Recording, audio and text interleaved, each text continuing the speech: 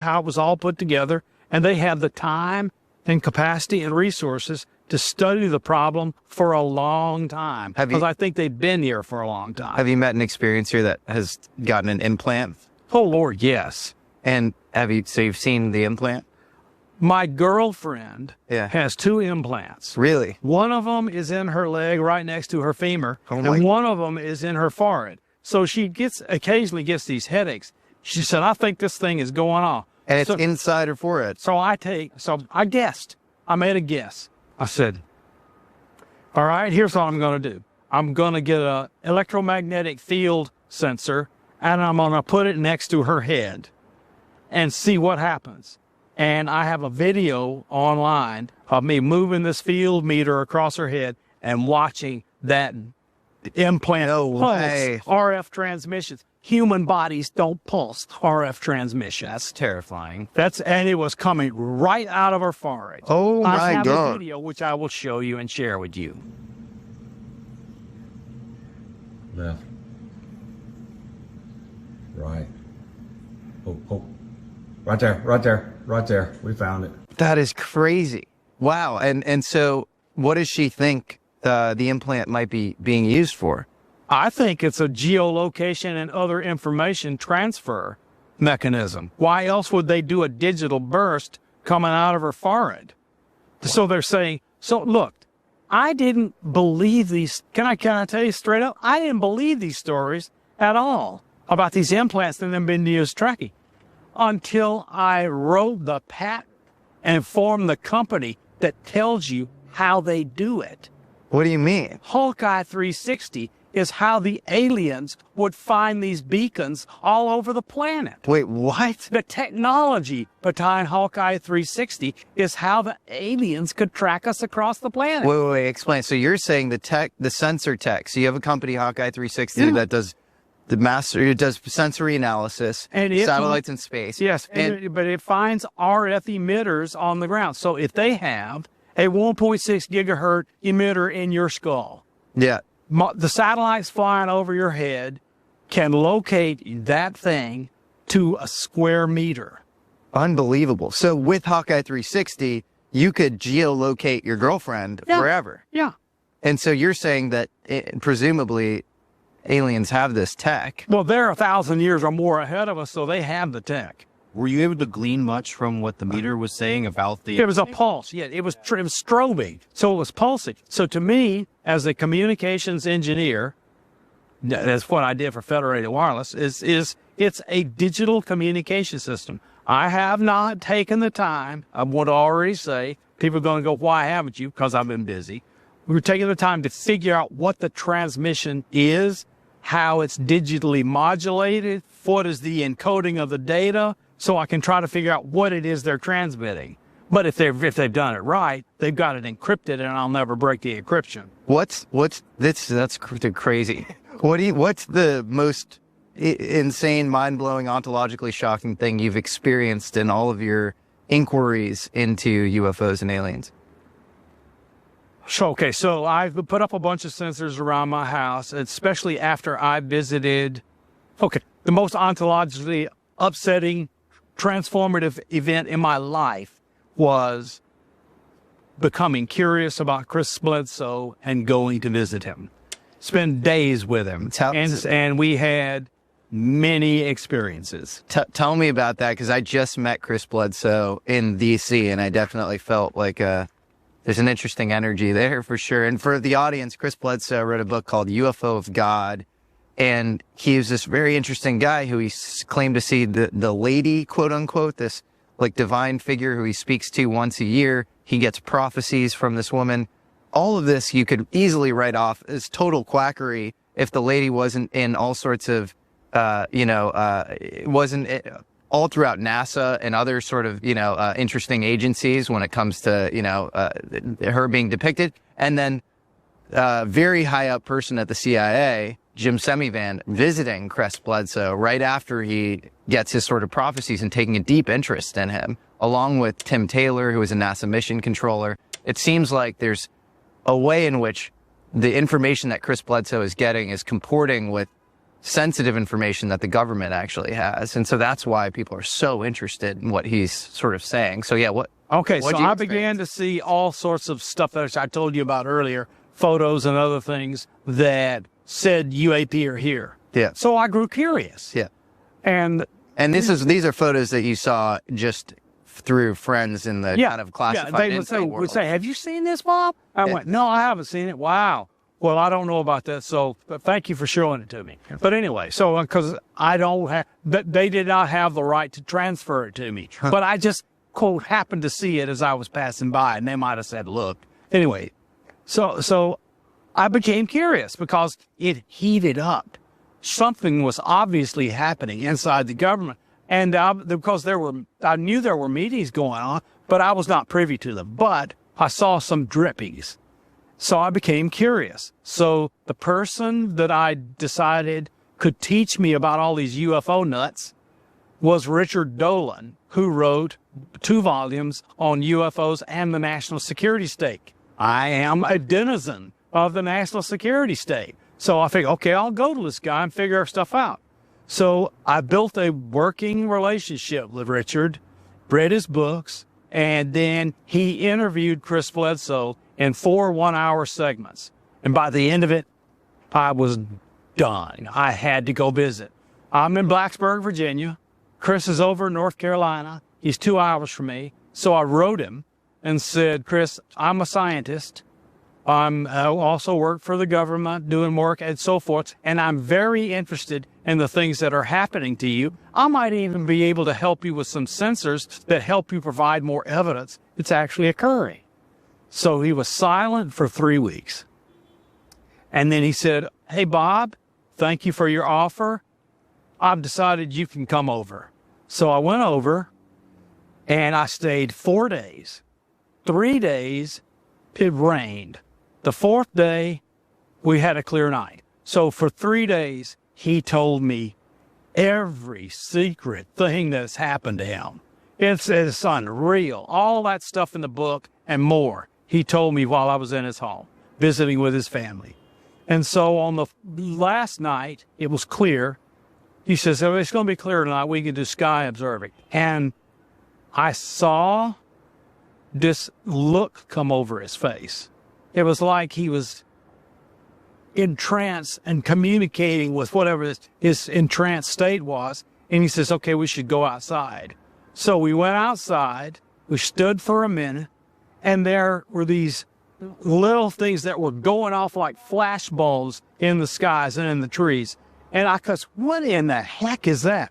Well, my brain was going, that's an electromagnetic pulse. I bet I could detect that. My mind was going. But I was totally engaged and focused. And then, all of a sudden, right above the trees, about 300 or 400 meters away, this thing flashed into existence. It was a massive orb, very bright, and it waxed and waned in brightness, colors and royal, floated across the sky, was not moving linearly. It was doing curved and zigs and zags and went over the sky, and it slowly faded out as it went over. I went, whoa. So he said called in and told his son Ryan to come out, Ryan Bledsoe. So Ryan came out, and as soon as Ryan got out there, boom, another one right over our heads, 40 feet in diameter, very bright, floated across the sky, and all of us enjoyed it until it was gone. So Ryan was so excited, he got video of this thing flying over our head and ran in to show it to the people with me and with the Bledsoe family that he had seen one of these things with me. And it was clearly good that I saw it because I was a scientist and I could say it was real. That's really why they wanted me there, is I could say, as a scientist, I saw this and it's real. If I'm here to tell you, I saw it and it was real. So we sat there and I began to notice this purple aura that looked like purple glowing smoke right above the treetops. And it just slowly but surely brightened. And it finally got to this place where it was visible. And I says, you know, Chris, I'm seeing something. He says, yeah, I can kind of feel it. And all of a sudden, it disappeared. Just all of a sudden, like somebody turned the light switch off. And without missing a beat, Chris said, okay, they're gone now, and we can go inside. I went, whoa, that's telepathy or something. It says, that's just wild. So we went inside. We finished our visit. Pleasantries, hugs, all of those stuff. And I went home. And they followed me home. Whoa. Like almost everyone who has a serious experience with him, they follow you home. Whoa. I saw them regularly. Things would show up in my yard. I had this video of a triangle of orbs going up and down, making sure my security camera got it. And I wondered if they were bugs, which is naturally what you'd think is an IR is illuminating bugs. So I decided to turn the security camera on, long record, go out through the carport and come around and see. And I went out through the carport, came around the corner, and I could see them with my naked eye. It had nothing to do with the IR. And they were just sitting there doing this on a triangle. And as I turned around the corner, they took off and went straight up. Wow. Okay, so you will find that I am the next to last incident in his book, UFO of God. Okay, and he told me while I was there that Jim Semivan said, oh, yeah, you should let Bob in. This should be interesting. So Jim Semivan opened the door for me. Interesting. That's so wild. So what do you think, why do you think somebody who's so high up at the CIA like Jim Semivan, seems like a really smart, awesome guy, why would he be interested in Chris Bledsoe? Because, yeah, what do you think? Jim has now talked publicly, so I don't mind saying he had experiences of entities in his room with his wife, and they were not pleasant experiences. Yeah. So that traumatized him and his wife, and so he became interested in finding out answers. And then he heard about Chris Bledsoe and knew enough traditional texts in Latin, Roman, Greek, whatever, to show this lady stuff is real. It's in the church and so forth. Do you have a sense of what the lady stuff is? Because I believe part of the Chris Bledsoe prophecy is that because he sees her every Easter. He goes out. I think it's something like Easter of 2026. We're going to have some important event happen. Do you know about this? So, I have a real story to tell about that too. Okay. He sees missiles being fired at the country of Iran while he is observing the event, including some astronomical events that are in the sky over the top of the pyramids at Giza. From the astronomical event, astronomers have calculated that date. Okay. So he doesn't know whether it was a vision or he was transported in time, but the entities intervene to stop the bombs from landing. Wow. That's what he sees. Now, how do I know that anyone takes any of this seriously? Here's how I know. Grant Cameron visited, who's a well-known UFO person. Yep. Written many books on the experience of the phenomenon and so forth. Yeah. He went and visited Chris. And Chris shared a picture with him that Grant put up on his Facebook page. So I saw the picture. And everyone who had seen that picture missed the import of it. And what is the import of that picture? It's a napkin and an envelope with the napkin partially obscuring the address that's on the envelope. I knew the address because it was the address of Chris Bledsoe. I knew the napkin because it was the presidential seal on a napkin from Camp David. There's only one way you can have that napkin because it's a crime to copy the presidential seal. There's only one person that can get you to Camp David. And the picture was mailed to him by Tim Taylor. By Tim Taylor. And the only person that story can have been told to in that envelope was Barack Obama. Oh, my God. The letter to me is ironclad proof that Chris's story was taken all the way to Barack Obama. Via Tim Taylor. Yes. What? Yeah. So this is crazy. And you're sure that that seal and that... You can't copy it. The Secret Service and others will come and get you. Oh, my God. And that Grant and others have not been slapped around for doing it, so the napkin was legit.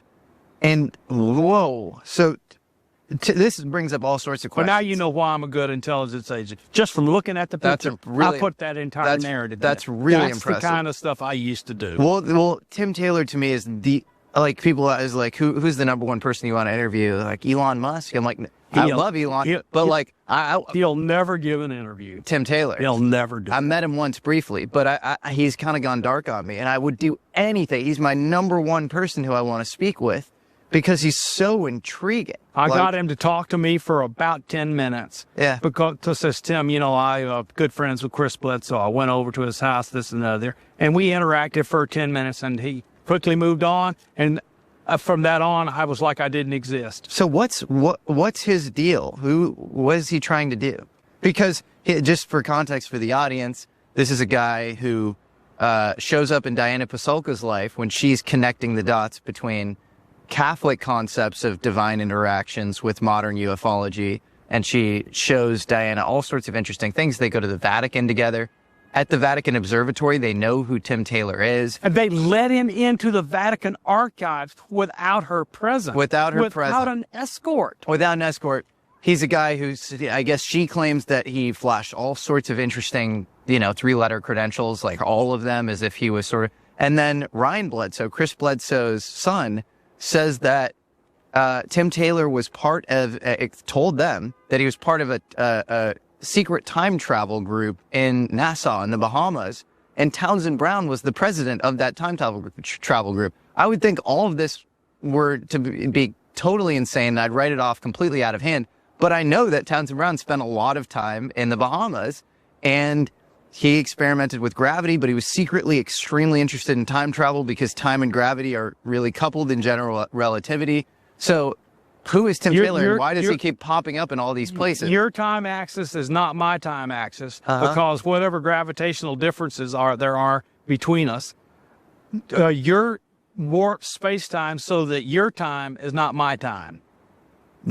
Okay, but what does that have to do with Tim Taylor? It's just so interesting that all this gravitation stuff shows, and Gates is a famous physicist who has shown how general relativity allows for the transmission of information back in time. GR does? Yeah. How does it? Because isn't there the Hawking chronological conjecture or whatever? How can you So I think that there's a certain censorship. You can't do certain things if they violate certain conditions. But sending something back that's just information doesn't necessarily violate any of those restrictions.